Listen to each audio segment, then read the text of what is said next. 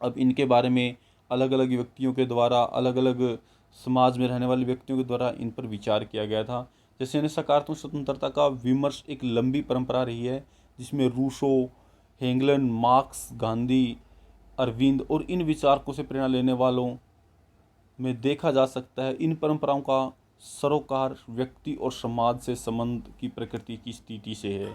यह परंपरा उन संबंधों की इस तरह से सुधारना चाहती है कि किसी व्यक्ति के व्यक्तित्व के विकास में कम से कम अवरोधक रहें। व्यक्ति एक पुष्प की तरह है। जब मिट्टी उपजाऊ हो, सूरज की रोशनी हो, पर्याप्त पानी हो और नियमित देखभाल हो, वो तभी खिल पाती हैं। मतलब एक हमारी जो स्वतंत्रता है वो तभी स्वतंत्रता मिलेगी जब उसके पास के इन्वायरमेंट, उसके पास के एलिमेंट जो भी हैं वो स्वतंत्र रूप से कार्य कर पाएँ, तभी हमारी स्वतंत्रता वहाँ कार्य कर पाती है। व्यक्ति को अपनी अक्षमता का विकास करने के लिए भौतिक, राजनीतिक एवं सामाजिक जगत के सकारात्मक स्थिति का लाभ मिलना ही चाहिए। इसका अर्थ है कि व्यक्ति गरीब एवं बेरोजगार के कारण अवरोधक ना हो। अपनी आवश्यकताओं की पूर्ति के लिए उसके पास पर्याप्त भौतिक साधन होने चाहिए। उसके पास निर्णय प्रक्रिया में भाग लेने के अवसर होने चाहिए, जिससे कि बनने वाले कानून और उसकी इच्छाओं की झलक हो, या कम से कम उसकी प्राथमिकता को ध्यान में लिया जाए। मतलब एक ऐसे नियम और कानून बनाए जाएं जो उस व्यक्ति के लिए, समाज के लिए, या उसको ऐसा लगे कम से कम उसकी जो प्राथमिक ज़रूरतें हैं उनको तो उन स्वतंत्रताओं में शामिल किया गया हो जो वो वहाँ चाहते थे।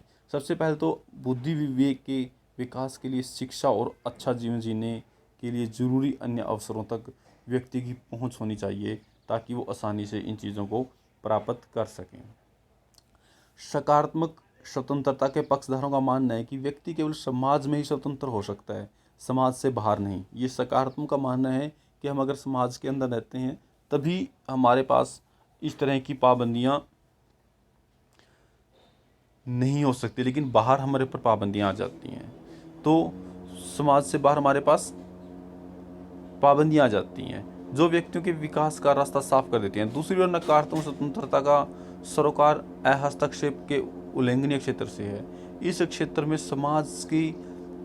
बाहरी समाज की स्थितियों से नहीं है। नकारात्मक स्वतंत्रता हस्तक्षेप के इस छोटे से क्षेत्र को अधिक से अधिक विस्तार करना, मतलब हमारा जो नकारात्मक स्वतंत्रता है वो ये दिखाती है कि हमारे पास जितना भी क्षेत्र है, जितनी भी स्वतंत्रता की एक लिमिट और दायरे हैं, उनको बढ़ा दिया जाए। क्योंकि जो पाबंद लगाया गया है उनको स्वतंत्र कर दिया जाए। अगर आप उनके पर पाबंद लगाओगे तो वो स्वतंत्रता सही रूप से कार्य नहीं कर पाएंगी। तो उनके ऊपर जो पाबंद का क्षेत्र है, जो छोटा क्षेत्र नकारात्मक क्षेत्र का कि प्रतिबंध लगाने का, उनको प्रतिबंध को हटा दिया जाए और उसे बहुत खुले समाज के अंदर पेश किया जाए। तो आगे आता है हमारा अभिव्यक्ति की स्वतंत्रता। I hope you are understand this topic. आप समझ पा रहे होंगे कि हमने क्या किया है। ये हमारा आखिरी पॉइंट है, अभिव्यक्ति की स्वतंत्रता। अभिव्यक्ति क्या होता है? अभिव्यक्ति होता है अपने विचारों को दूसरों के सामने पेश करने की स्वतंत्रता। अभिव्यक्ति की स्वतंत्रता का मुद्दा हस्तक्षेप के लघुतम क्षेत्र से जुड़ा हुआ माना जाता है। जेम्स मिल ने सबक तर्क रखे हैं कि अभिव्यक्ति की स्वतंत्रता प्रतिबंधित नहीं होनी चाहिए। ये चर्चा का अच्छा विषय बना रहेगा। चलिए, अभी तो बाद की बातें हैं। इन्होंने बताया कि जो अभिव्यक्ति क्या होती है, अभिव्यक्ति होती है अपने विचारों को, अपनी बातों को किसी के सामने पेश कर पाना। ये एक स्वतंत्रता का निर्णायक फैसला हो। अभिव्यक्ति की स्वतंत्रता में जो हमने देखा था कि क्या हमें ऐसी आज़ादी है, स्वतंत्रता है कि हम अपने सारे के सारे विचार दूसरों के सामने रख सकते हैं। तो अभिव्यक्ति की स्वतंत्रता में ये बातें हमेशा आती हैं कि हम अपने सारे के सारे विचार समाज के सामने रख सकते हैं। हम उन सब को याद करना चाहिए या हमें उन सब का समर्थन करना चाहिए कि जो चीज़ें दूसरे लोगों के लिए भी स्वतंत्रता का वादा करती हैं। तुम जो कहते हो मैं उसका समर्थन नहीं करता, लेकिन मैं मरते दम तक तुम्हारे कहने के अधिकार का बचाव करूंगा।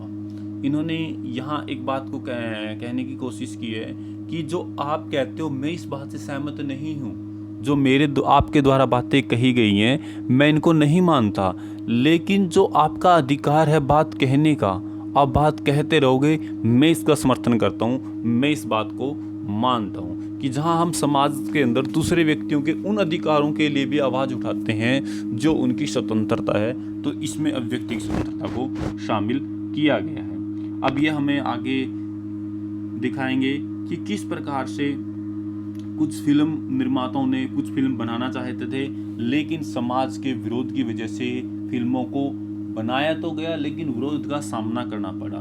जैसे दीपा महेश काशी ने विधवाओं की फिल्म बनाना चाहती थी, लेकिन ये फिल्म विधवाओं की व्यवस्था को खोजना चाहती थी, लेकिन राजनीति के एक हिस्से के द्वारा इसका जबरदस्त विरोध हुआ और विरोधियों को लगता था कि इससे बात को बहुत बुरे तरीके से प्रस्तुत किया जाएगा। उन्हें यह भी लगता था कि ये फिल्म विदेशी दर्शकों की जरूरतों को पूरा करने के लिए बनाई जा रही है और प्राचीन नगरों की बदनामी होगी, इसलिए इस फिल्म को नहीं बनाने दिया गया। परिणामस्वरूप फिल्म काशी में नहीं बनाई जा सकती, बाद में फिल्म कहीं और बनाई गई। इस तरह से उर्बेना मेना की रामायण रिटोल्स और सलमान रुश्दी की दी सिनेमैटिक वर्सेस समाज के कुछ हिस्सों में विरोध के बाद ही प्रतिबंधित कर दी गई थी। द लास्ट टेम्पेशंस ऑफ क्राइस्ट नामक फिल्म और म्यू नाथुराम बोलते नामक नाटक भी अन्य समूह द्वारा विरोधियों के बाद ही प्रतिबंध कर दिए गए। इस तरह के प्रतिबंध आसान लेकिन अल्पकालीन समाधान है, क्योंकि यह तत्कालीन मांग को पूरा कर देते हैं, लेकिन समाज में स्वतंत्रता के दूरगामी संभावनाओं की दृष्टि से बहुत ही खतरनाक है। कि हमने बताया था कि अगर आप किसी के ऊपर प्रतिबंध लगाते हो तो व्यक्ति की एक जो स्वतंत्रता है वो खत्म हो जाएगी।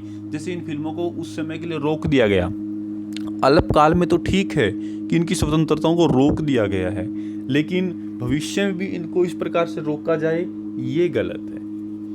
ये हमारे व्यक्ति की स्वतंत्रता का हनन करती है। प्रतिबंध लगाने की आदत विकसित हो जाती है। अगर हम ऐसा बार बार ऐसा करते हैं तो हमारे प्रतिबंध लगते हैं, लेकिन इसका मतलब यह है कि प्रतिबंध कभी लगाए नहीं जाने चाहिए। ऐसा भी नहीं है कि हम प्रतिबंध ही ना लगाएं। अगर प्रतिबंध नहीं लगाएंगे तो जो व्यक्ति को स्वतंत्रता है उसका भी हनन होता है अगर प्रतिबंध नहीं है। चलिए, हमारा एक कुछ थोड़ा सा ही रहता है। जैसे हमने बात की थी कि हम फिल्मों के सेंसरशिप जो हम देते हैं वहाँ भी तो हम सहयोग देते हैं, हम वहाँ प्रतिबंध नहीं लगाते। अगर हम वहाँ प्रतिबंध नहीं लगाते तो हमें आज़ादी मिल जाती है। तो इसी प्रकार से जो हमें कभी प्रतिबंध नहीं लगाए थे तो उन प्रतिबंधों को एक समाज के लिए स्वस्थ वातावरण के लिए, एक समाज की मर्यादा और स्वतंत्रता बनाए रखने के लिए ज़रूरी होते हैं। अब हम बात करते हैं इंग्लैंड के एक राज परिवार की, जिसमें क्या है कि राज परिवार के आंतरिक मामलों के बारे में लिखने, पोस्टर बनाने, न्यूज़ देने या इंटरव्यू देने की प्रतिबंध और मनाही है। अगर कोई व्यक्ति उस राज में नौकरी करता हुआ ऐसा नहीं कर सकता। अगर वो नौकरी छोड़कर ऐसा करना चाहे तो भी उसके ऊपर प्रतिबंध लगाया गया है। अगर व्यक्ति के ऊपर इस प्रकार के प्रतिबंध लगाए गए हैं, वो अलग अलग समाज के द्वारा उसको लागू किया गया है, तो इस समाज के लिए सही और औचित्यपूर्ण नहीं है। जो एक ऐसे समाज का निर्माण करते हैं जो हमारे समाज के लिए सही नहीं है। तो हमें यह कहते हुए शुरुआत की थी कि स्वतंत्रता बाहरी प्रतिबंधों का अभाव है। अब हम यह महसूस कर चुके हैं कि स्वतंत्रता हमारे विकल्प चुनने के समर्थकों और अक्षमताओं में छिपी हुई है।